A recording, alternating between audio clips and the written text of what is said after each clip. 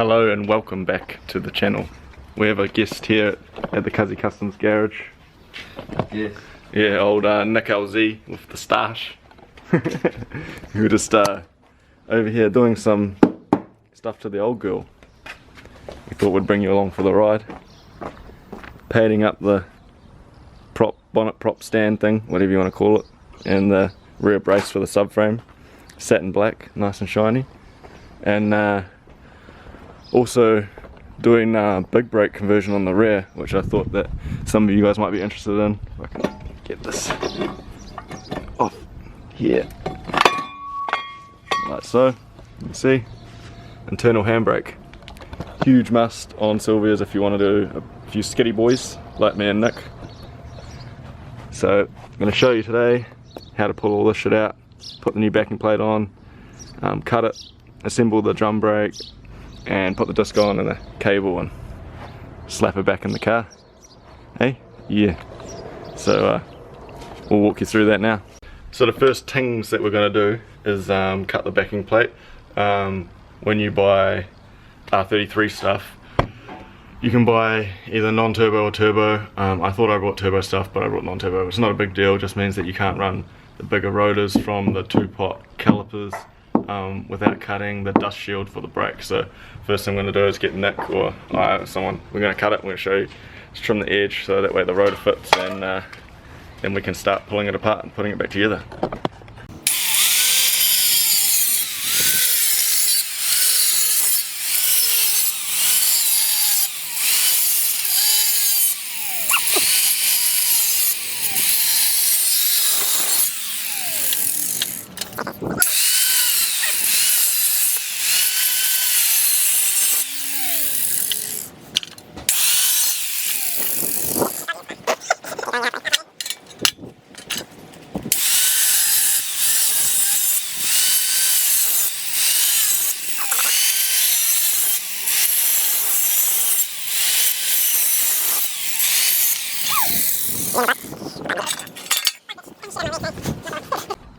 There you go.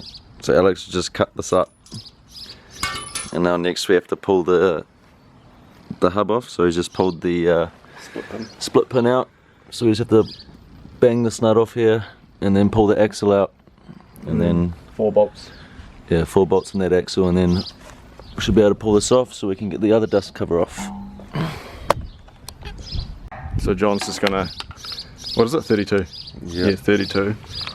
Rattle this bad boy off. I think the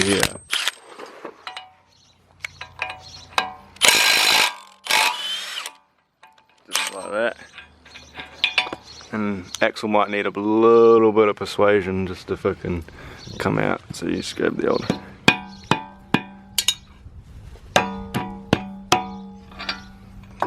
Dun, dun, dun, dun, dun, dun.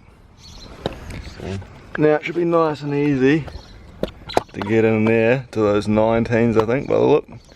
Yep. And same thing, rattle those off. Oh, 19 might be in here.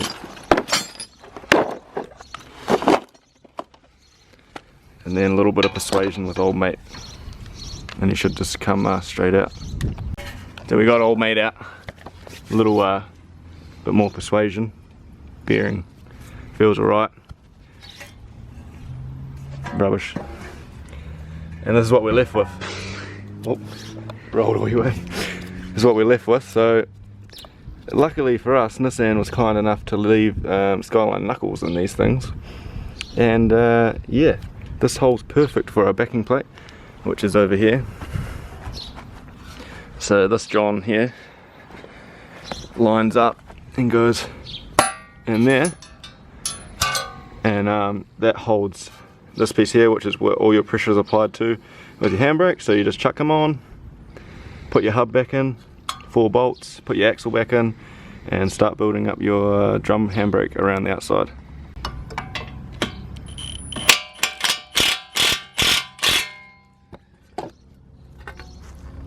Can you move it?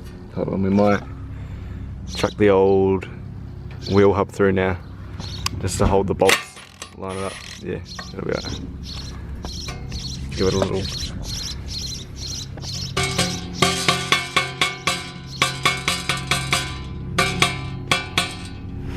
just like that. So we just chucked the wheel hub back in and lined all the 4 bolts up that hold it in, just to make sure that this doesn't move when we're rattling it down. So might just do the hub bolts up now.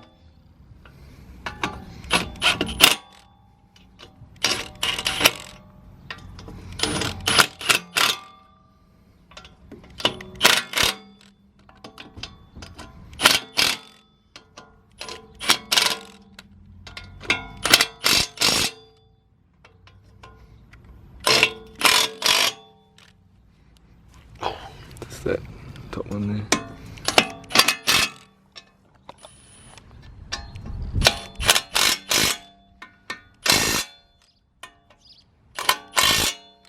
So now that we've done that, we can do the 27 up on the back, and we want to make sure that we pull this flush against the knuckle, because you need it to be nice and supported for when you're yanking on that handbrake.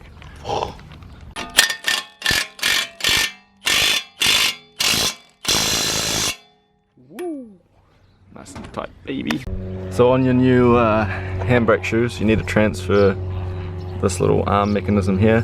This is what connects to the brake line, handbrake line cable, and when you pull it, it forces the shoes out against the inside of the rotor. So to do that, you basically get a flathead, bang them in there, twist this out till this horseshoe clip pops off, pull this off, find your matching brake shoe, so a new one here, pop this arm back on, pop this horseshoe clip back on, and squeeze them up nice and tight using some long nose pliers, just in here like this, nice and tight, and slap them on up in there,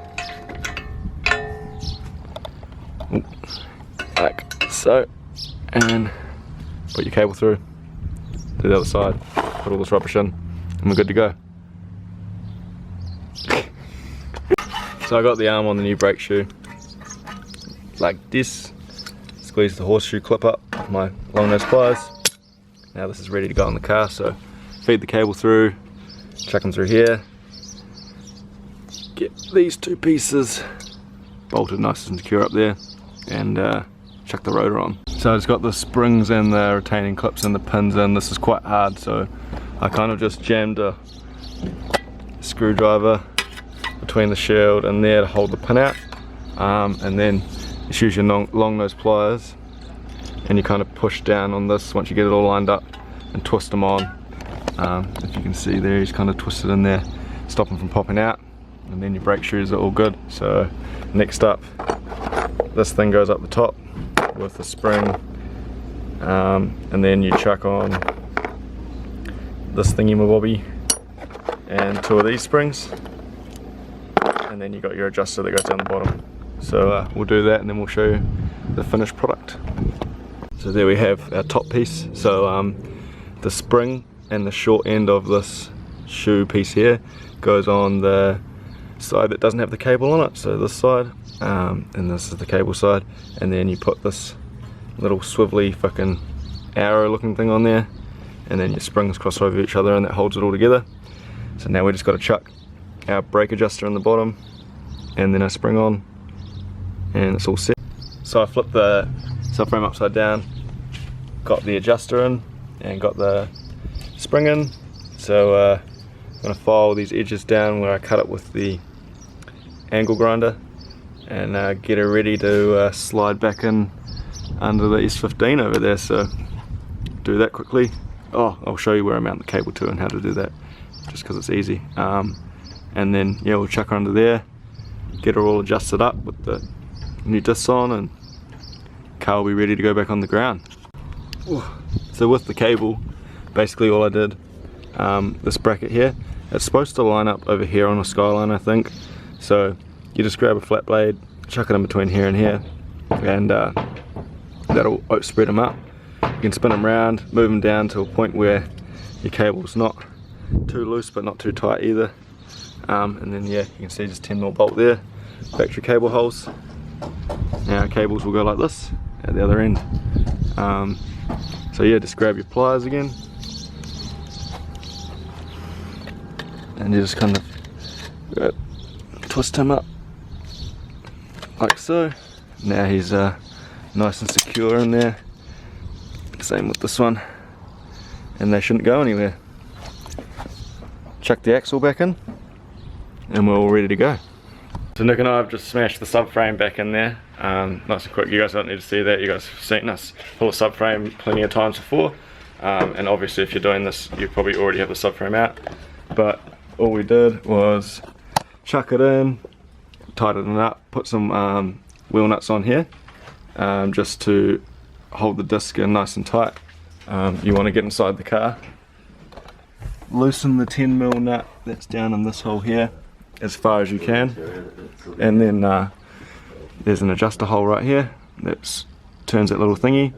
Turn that till this disc is fucking solid, you can't move it with your hand, and then back it off one click. Then go back in the car, tighten up your 10mm nut, and then you should have 1, 2, 3, 4. That's solid. So people that tell you 33 cables are too long or whatever, they're wrong. They're not. Once you've got it all mounted up in here like so, clip straight down where the factory cables go, and then ooh, sorry if I just slide under here, even goes right there. Everything factory, nice and tight, and now we have a super